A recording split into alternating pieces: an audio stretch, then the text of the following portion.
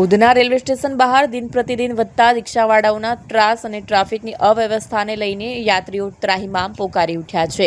રોડના બંને બાજુ રિક્ષાઓ ઊભી રાખવામાં આવતી હોવાના કારણે સવાર અને સાંજ પીક અવર દરમિયાન ભારે ટ્રાફિક જામ સર્જાય છે. ખાસ કરીને વૃદ્ધો, મહિલાઓ અને બાળકોને યાત્રા દરમિયાન બહુ જ કઠિનાઈનો સામનો કરવો પડે છે. રિક્ષાવાળાઓ પોતાના મનમેળે સ્ટેશન ઊભા કરે છે અને ભાડા માટે ઝઘડા કરતા હોય તેવા દ્રશ્યો પણ વારંવાર જોવા મળે છે. આ સમસ્યા વર્ષોથી ચાલી રહી છે, છતાં સ્થાનિક ટ્રાફિક વિભાગ દ્વારા કોઈ સત્તાવાર પગલાં લેવામાં આવતા દેખાતા નથી. સ્ટેશનના મુખ્ય પ્રવેશદ્વાર પાસે સતત અવ્યવસ્થાનો માહોલ રહે છે અને કોઈ પણ પ્રકારનું વ્યવસ્થિત રિક્ષા સ્ટેન્ડ નહીં હોવાના કારણે યાત્રીઓને ઘણી બધી અસુવિધાઓનો સામનો કરવો પડે છે.